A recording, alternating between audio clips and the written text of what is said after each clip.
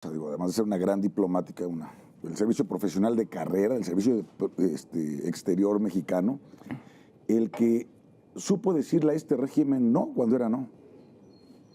Y eso... Que no es fácil, en este régimen. Nunca ha sido fácil, pero nunca menos en este régimen nadie se atreve a hacerlo. Yo quisiera que le platiques al público un poco al detalle, porque no creo que estén todos enterados de Marta. No, mejor que ella nos platique cómo fue que se le puso enfrente al presidente y al canciller.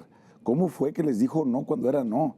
¿Cómo fue que corrigió o intentó corregir el rumbo de esta errática, si no es que fallida, política exterior que yo está les llevando doy, la 4T? Yo les doy el resumen. Y ahora sí se los digo neta, nuestra embajadora de hierro y brillantísima diplomática, la número 1 de México, la gran Marta Bárcena.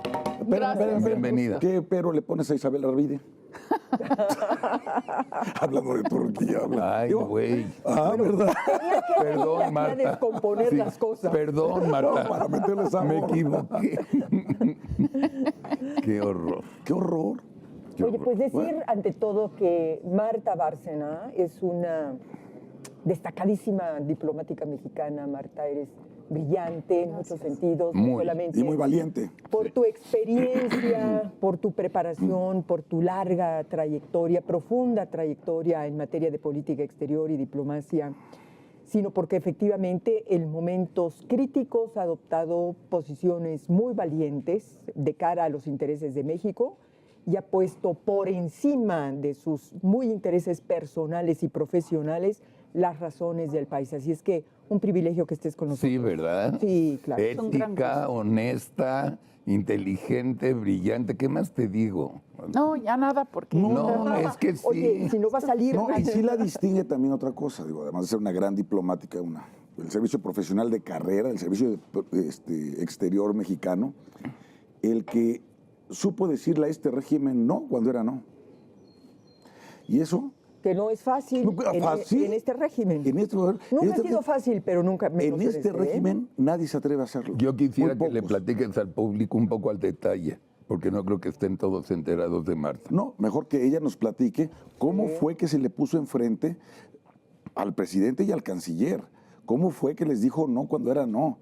¿Cómo fue que corrigió o intentó corregir el rumbo de esta errática, si no es que fallida, política exterior que está llevando la 4T? Yo les doy el resumen en 14 segundos. En teoría iba a ser secretaria de Relaciones Exteriores, en teoría. Yo hablo de teoría, perdón. No. Y fue embajadora de Estados Unidos, de México, en Estados Unidos, ¿ok? En el gobierno de López Obrador. Aguantó mucho, hasta que dijo basta, renunció, con unos pantalones impresionantes, y la invitamos para que nos hagas el favor de platicarnos la realidad.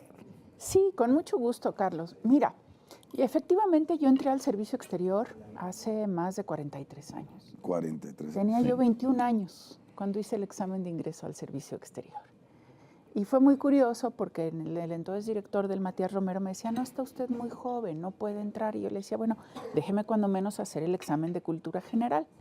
Yo habiendo estudiado comunicación en la Ibero, en donde eres aprendiz de todo y oficial de nada, pues el examen de cultura general lo saqué con un puntaje muy alto. Estudiaste lo que yo estudié. Comunicación en la misma universidad. Hay 3 comunicadores aquí. Ciencias y técnicas de la información. Ya se llamaba comunicación. Ya no. No, pues yo soy el Betabel. Tú también ciencias de la comunicación. Sí, nada más que yo lo estudié en la Náhuatl y estaba como ciencias de la comunicación social. Bueno, yo también estudié la maestría en comunicación política. Fíjate. En la George Washington University. Bueno, entonces aquí es puro comunicólogo. Entonces nos vamos a entender muy bien. Adelante, Marta. ¿Qué? Yo no estudié leyes. Yo sí, pero estudié Derecho. Entonces, Marta. Y entonces paso el examen y con una puntuación alta. Y ese examen lo hizo también, de broma, el entonces secretario Santiago Roel. Y sacó una puntuación más baja y entonces le hacía la broma el director Matías Romero. Mira, Santiago, esta es la niña que sacó una puntuación más alta que tú en cultura general. Y así entré a Relaciones Exteriores. Y tuve el privilegio de contar con unos jefes extraordinarios. O sea, uno de mis primeros jefes fue don Sergio González Gálvez, ¿Cómo consultor no? jurídico de la Cancillería.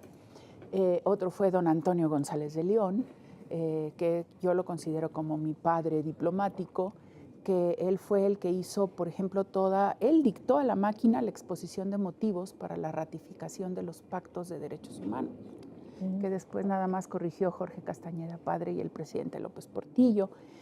Andrés Rosenthal, Víctor Flores Olea, ¿cómo no? Jorge Montaño. Andrés Rosenthal fue el director general para América del Norte cuando yo era la jefa de Departamento de Trabajadores Migratorios y Cooperación Fronteriza. Porfirio Muñoz Ledo en Nueva York. Manuel Tello. Entonces yo me formé con ellos. Bueno, Con puro gigante. ¿qué escuela? ¿No? Con puro gigante. Y en el Matías Romero me dieron, por ejemplo, Derecho de los Tratados, Bernardo Sepúlveda, Derecho Internacional, César Guau. Sepúlveda y Jorge Castañeda y Álvarez de la Rosa. Esa es la escuela de la que vengo. Y esa es la escuela que siempre ha defendido que la mejor arma de la política exterior de México es el derecho internacional, es la ética y son las posiciones de principio, por un lado. Y por otro lado, pues todos estos grandes que acabo de mencionar, pues fueron los que crearon la Dirección General de Protección, los que siempre abogaron por una política humanitaria en materia de migración, en materia de refugio, los que hicieron que México ratificara la Convención sobre el Estatuto de los Refugiados, que apoyaron la creación de la Comar, que ahora se propone desaparecer Sí. o subsumir en la Secretaría de Gobernación en lugar de un órgano desconcentrado. ¿Qué es la Comar? La Comisión Mexicana de Ayuda a Refugiados, Carlos. Con ellos, con don Antonio González de León, empezamos a ver el tema de los desaparecidos durante la guerra en Guerrero, durante la guerra sucia contra la guerrilla. O sea, formada en esa escuela de decir, a ver, por un lado, tenemos esta posición ética de derecho internacional, de defensa de los intereses de México, pero por otro lado, entender que la política exterior es también un ancla y un coadyuvante de los cambios en política interna, porque la ratificación de los pactos de derechos humanos pues llevó también a acompañar la apertura del sistema político en México, de las reformas de la época de López Portillo, ¿no? Y posteriormente siempre vieron la política exterior muy ligada a la política interna, pero no necesariamente con el lema de que la mejor política exterior es la política interna, sino que hay una relación dialéctica entre la política interna y la política exterior, también para que la política exterior influya en la política interna. Y ni qué decir que esto sucedió con el Telecán, porque el Telecán viene también, al ser un tratado internacional, y así está, que cambia las leyes internas, cambió el modelo económico de México. Fue la culminación del cambio del modelo económico de México hacia una mayor apertura al exterior y hacia una convergencia de medidas regulatorias y de políticas públicas de México con Estados Unidos. Entonces, ese era el contexto en que yo me formé, y durante la campaña que platiqué muchas veces con el presidente López Obrador, hablamos de la necesidad de una política exterior de Estado, que implica que sea atenida, que se atenga a la Constitución y que cuente con el apoyo de todos los partidos políticos. Creo que de alguna manera, todavía los 2 primeros años de este gobierno, se mantuvo un poco esa línea, porque el objetivo, a lo menos con la relación con Estados Unidos, era lograr el cierre de las negociaciones del TEMEC, que sí se firmó el último día del gobierno del presidente Peña Nieto, pero después hubo que firmar unos acuerdos anexos y lograr la ratificación, que se logró con un altísimo número de votos en el Congreso de Estados Unidos.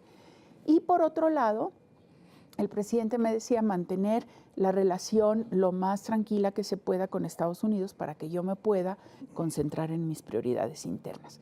No fue tan fácil eso, porque la obsesión del expresidente Trump con migración hacía que quería migración cero, lo cual pues, es irreal, no puede haber migración cero. Entonces las presiones sobre México eran muy fuertes. Creo que después se ha ido abandonando esa idea de una política exterior de Estado, porque sí vemos que a pesar de que los partidos de oposición sí han votado a favor de varios nombramientos en la Cámara de Senadores, han ratificado, pues hay serias divergencias en otras partes de la política exterior. Y lo que vemos es un entrelazado cada vez mayor de política exterior y política interna, pero con medidas muy contradictorias, porque decimos unas cosas a nivel exterior y hacemos otras a nivel interior, que no van a poder seguir siendo tan contradictorias en mucho tiempo, porque entonces México va a perder credibilidad en el exterior. Claro. Oye, Marta, efectivamente, como bien dices, vemos por un lado en el discurso de parte del presidente una defensa de una política exterior basada en principios, en la defensa de principios que ha sostenido México y que en algún momento lo colocaron en un liderazgo internacional precisamente en esta materia. Y por el otro lado, vemos que en la realidad hay una política exterior, por decirlo menos, confusa, donde ya no sabemos exactamente dónde estamos, sobre todo en la relación con Estados Unidos, donde por un lado tienes un discurso amable a nivel de presidente, pero por el otro lado ves una guerra entre funcionarios norteamericanos, funcionarios mexicanos que están pegándole a esta relación bilateral. ¿Dónde estamos exactamente en este momento en la relación con Estados Unidos? Mira, yo creo que es muy difícil de describirlo de manera precisa, Beatriz. Yo creo que hay conciencia en México desde hace muchos años de que la relación con Estados Unidos es la más importante que tenemos, y hay conciencia, no solo eso, de que el futuro de México está ligado a Estados Unidos, porque todo el modelo de desarrollo económico en México, todo el desarrollo, depende de la relación con Estados Unidos. A ver, el comercio entre México y Estados Unidos ahorita supera los 700,000 millones de dólares al año. Nada más para comparación, es superior el comercio México-Estados Unidos al Producto Interno Bruto de Argentina. Sí, sí, más. Fíjate. Nada más para que se vea la dimensión. Entonces, tú no puedes romper con ese socio. Pues no. Sí. Y luego es un comercio que es superavitario para México. Nosotros exportamos más de lo que importamos. Es cierto. ¿Y eso qué hace? Que a través de ese comercio con Estados Unidos estamos subsanando el déficit que tenemos de comercio, por ejemplo, con China, con Europa, con otros países. Entonces, tienes que partir de esa realidad. Pero no solo es el comercio, es la inversión. Estados Unidos constituye aún en la actualidad cerca del 50% de la inversión extranjera directa en México. Ha disminuido, antes era casi 66%. ¿Por qué? Porque muchos otros países han decidido establecerse en México como plataforma de producción para toda América del Norte y para el mundo. Es decir, también la inversión extranjera que llega a México llega por la relación de México con Estados Unidos. Tercero, tenemos un marco jurídico muy preciso, que era el Telecán y que ahora es el Temec, que regula todas estas inversiones. Cuarto, y para mí a veces es en primer lugar, es la inmensa comunidad o comunidades de origen mexicano en los Estados Unidos. Sí. Ahorita ya la minoría hispana es la primera minoría en Estados Unidos y se calcula que es de 60 millones de personas. El 60% de esa comunidad hispana es de origen mexicano, de primera, segunda o tercera generación, entre 36 y 38 millones. Y digo, se estima porque de esos 36, 38, a lo mejor 40, 11 serían mexicanos de primera generación. Y de esos 11, 5 serían indocumentados. Entonces no podemos tener la certeza del número porque es difícil contar a los indocumentados. Y de esos indocumentados, alrededor de 1 millón son soñadores, jóvenes que fueron llevados a Estados Unidos de niños. Entonces, es una comunidad inmensamente compleja en esta composición de edades, de orígenes y de dónde están ubicados y de dónde provienen. Pero es una comunidad que en México se conoce poco, se sigue pensando con muchos prejuicios de que todos son indocumentados, explotados en el campo. No. hay un sector importante de eso. Pero hay otros empresarios riquísimos de la comunidad mexicoamericana. Sí. Presidenta de la Cámara de Comercio de Los Ángeles de origen mexicano-americano, cada vez más participantes en la política, diputados, representantes, el primer senador de origen mexicano-americano, Alex Padilla, por California. Y luego tenemos pues, una frontera de más de 3,000 kilómetros con 57 puertos de entrada. El primer puerto de entrada comercial para Estados Unidos es ya Laredo. Ellos llaman puertos a todos terrestres o marítimos. Sí. Ya Laredo está por encima de Los Ángeles y Long Beach. No te creo. Sí, Laredo. ¿Ya le ganó a San Diego? Ya. Y ya México es indistintamente, siempre, como puerto de entrada de bienes. Sí. De bienes. Porque aparte cada puerto de entrada tiene un poco su especialización. Por ejemplo, el grueso de la entrada de frutas y verduras mexicanas a Estados Unidos se lleva a cabo a través de Nogales. En segundo lugar, de Mesa de Otay. El tercer lugar, el puente de Pharr. El ganado entra por San Luis Río Colorado. ¿Sí? Entonces hay toda esa especialización. ¿Sí? Entonces el manejo de esa frontera, la división de aguas en el Colorado, en el río Bravo por el Tratado de Aguas de 1944, los problemas de saneamiento de agua, de contaminación ambiental, de mantos freáticos compartidos, el hoyo de la Dona en el Golfo de México, todo eso hacen que Estados Unidos sepa que la relación más compleja que tiene en el mundo es con México, porque aparte muchos de estos temas no son de política exterior, son de política interna, o lo que los expertos en Estados Unidos llaman intermestic, internacional y doméstico. Entonces, esa es la realidad, una realidad de la que no podemos escapar. Entonces, siempre hay esa conciencia de que es tan importante que hay que mantenerla, y eso es lo que procuran los presidentes.